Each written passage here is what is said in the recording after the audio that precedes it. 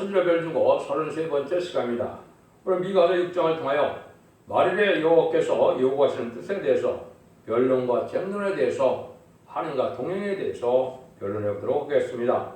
본章 5장과 같이 베들레헴에서 탄생하신 신성과 인성을 가지신 주님께서 세상을 심판하여 세계 통일의 통치자가 되는 데 있어서는 심판기에 시대적인 택한 종에게는 하나님의 특별히 요구하는 일은 심판의 단행들의 말씀을 또 진리를 쟁론하고 병론하여 백성을 구원하라고 또 백성을 깨우치라는 것입니다.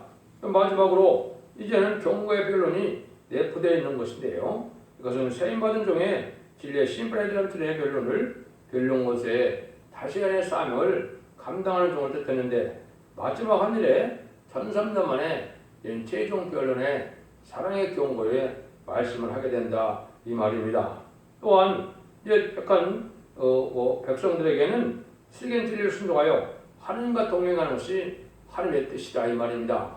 사명자에게는 변론과 쟁론을 통하여 하나님의 백성들을 깨우치고 가르쳐서 세세의 복을 받게 하는 것이고, 또한 하나님을 믿는 성도들에게는 시대적인 진리를 지켜서 하나님과 동행하는 삶이 필요하다 이 말입니다. 이것이 인간의 살 길이라는 것을 말씀하셨는데요. 1절 2절을 보겠습니다.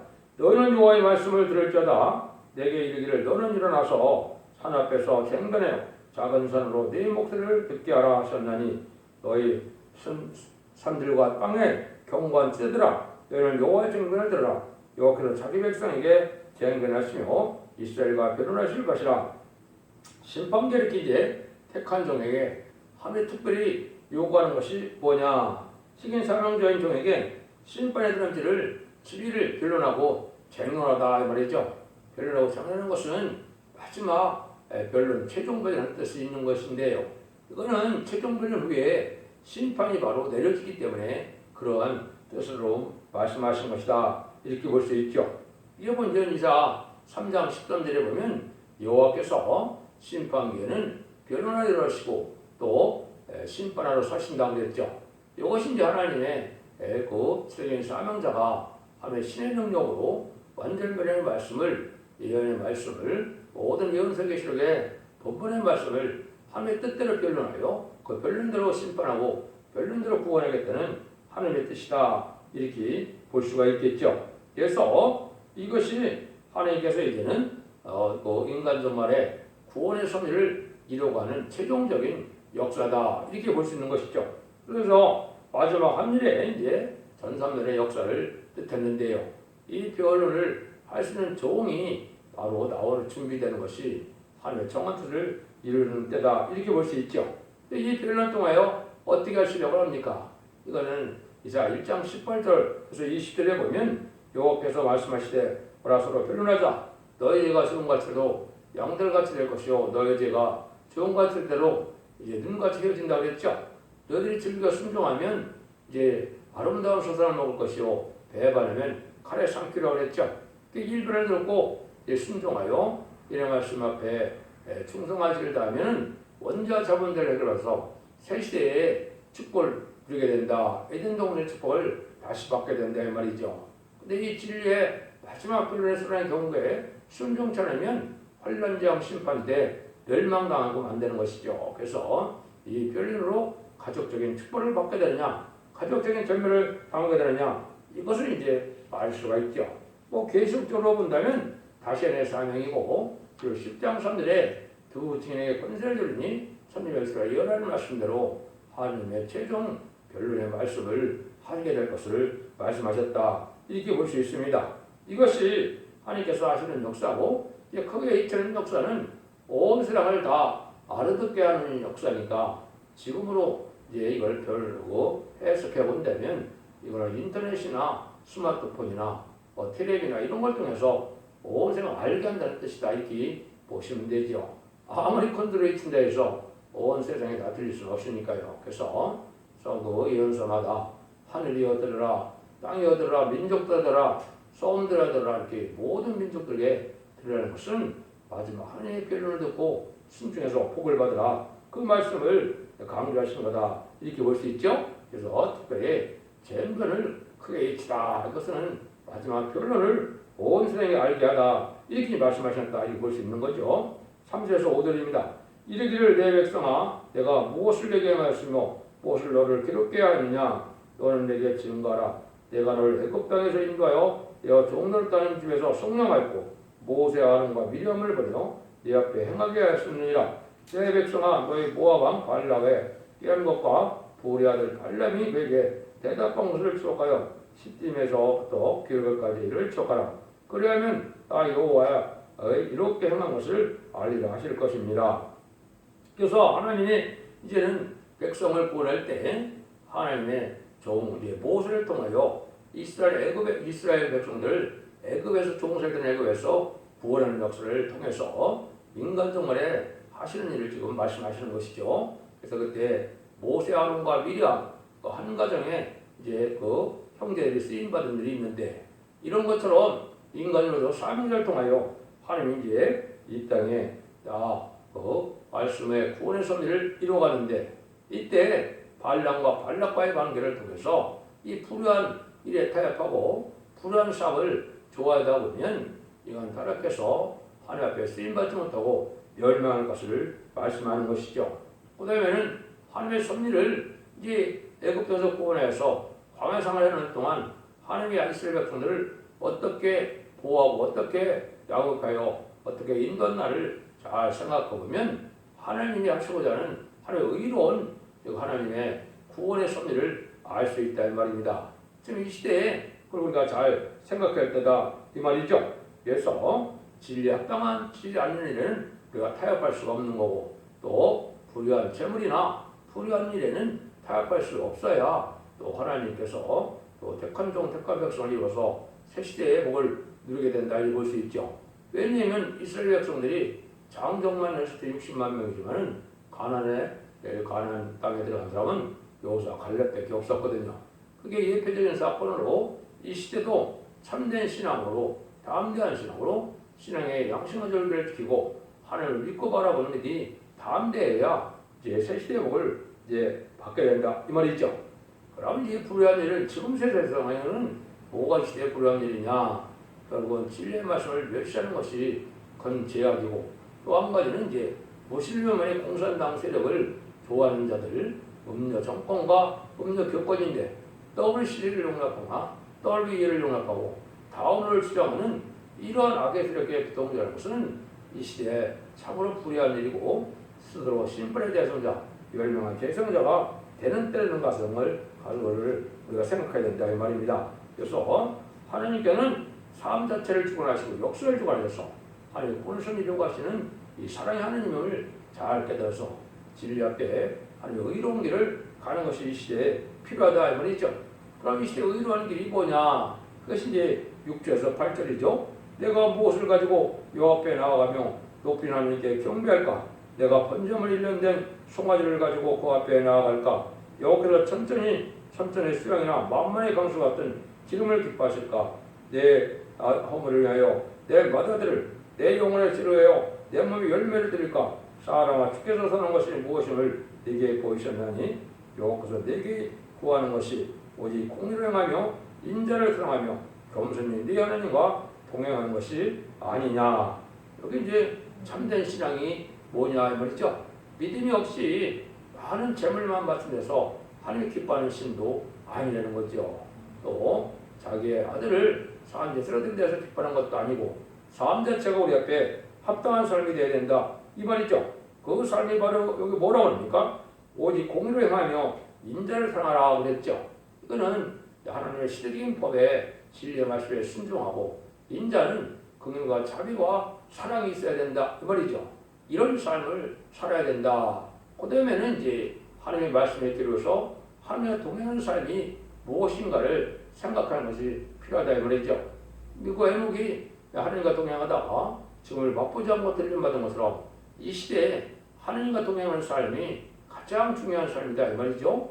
하나님 기뻐하는 삶 속에 하나님의 계명과 교훈과 윤리 앞에 진리 앞에 순종하는 것이 하나님과 동행하는 삶이 되겠죠.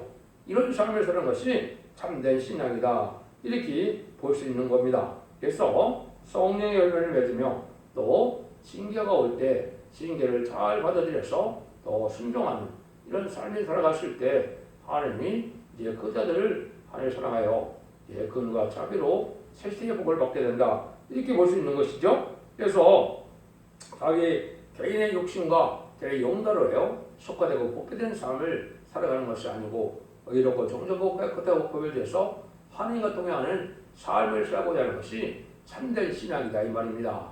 깨끗한 양심 속에서 삶이 변화되지 않는 삶은 이거는 외식적인 신앙생활이고 이제 의식적인 그러한 종교생활이 되기 때문에 그것으로 구원받는 것이 아니다 이렇게 볼 수 있습니다. 9절입니다. 여호와께서 성읍을 향하여 이쪽으로 있으니 완전한 지혜는 주의 이름을 경외하느니라. 너는 매일 순임하고 그것을 정하신 자를 순종할지니라. 이렇게 했죠. 하나님이 이제 완전한 지혜는 주의 이름을 경외하고 결제로 하나님 앞에 순종하는 것이 이 시대의 지혜다 이 말이죠. 하나님의 뜻을 깨닫고 순종해야 되는데 이때 징계가 오고 시련과 연단이 올 때 하나님의 뜻에 합당하게 살기를 소원하는 마음으로 고쳐나가면 하나님 기뻐하는 자들이 된다 이 말이죠. 인간이 완전한 자가 없기 때문에 실수 없이 살 수는 없거든요. 그때마다 하나님의 징계와 사랑의 매를 받고 순히 순종하는 것이 이게 하나님 앞에 바로 선대의 삶이다 이렇게 볼 수 있는 것이죠. 그래서 그런 삶이 됐을 때 변화성도 인격이 돼서 변화성천할 이러한 종도 된다 이 말입니다. 10절에서 13절입니다. 아기네 집에 오히려 불의한 죄벌이 있느냐 축소시킨 가정은 애고가 있느냐 내가 많이 부정한 종을 썼거나 중간에 거짓 처벌치를 두었으며 깨끗하게 했느냐 그 부자들은 강포가 가득하고 그 거민들은 거짓을 말하니 그 여가 입에서 개사하도다.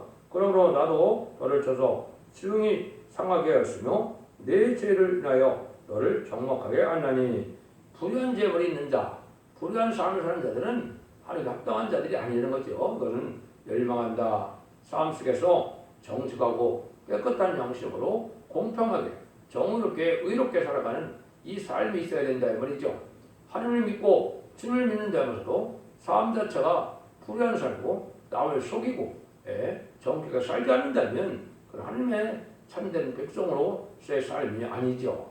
그것은 우리가 좀 늘 신앙생활의 무언가를 잘 생각해야 된다 이 말입니다.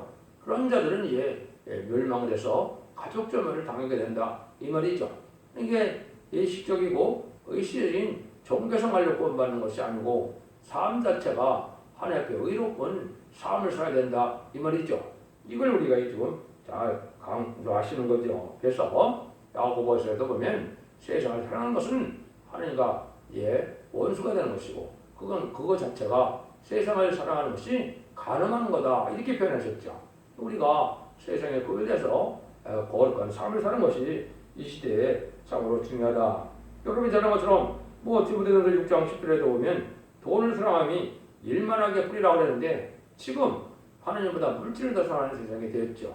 이것이 이제 망할 수밖에 없는 그런 자들이다 이렇게 볼 수 있는 거죠. 이걸 우리가 잘 깨닫고 하나님 앞에 돌아와야 된다 이 말이죠. 10절에서 16절입니다. 네가 먹으나 배부르지 못하고 속이 항상 빈 것이며 네가 감추나 보존되지 못하겠고 보존된 것은 내가 칼에 붙일 것이며 네가 씨를 뿌리니 수하지 못할 것이며 감나무를 밟으나 기름을 내 몸에 바르지 못할 것이며 포도를 밟으나 술을 마시지 못하리라. 너희 오불의 윤례와 앞집의 모든 행위를 지키고 그들의 삐를 쫓으며 이는 나로 너를 황목케 하며 그 거미로 사람의 치석거리를 만들게 하려 함이라. 너희가 내 백성의 수욕을 담당하리라. 이거는 이제 물질을 탐하는 삶이 되고 그럴 때는 심판날에 오히려 큰 고통을 당할 수밖에 없다 이 말이죠. 그래서 욕심이 많아서 세상 욕심 다 가지고 속과 또 세상의 쾌락을 즐기는 이런 자들은 다 망할 수밖에 없다는 것이죠. 그래서 천년만년 이 땅에서 소방도 살고자 하더라도 그것이 필요 없는 때가 온다 이 말이죠.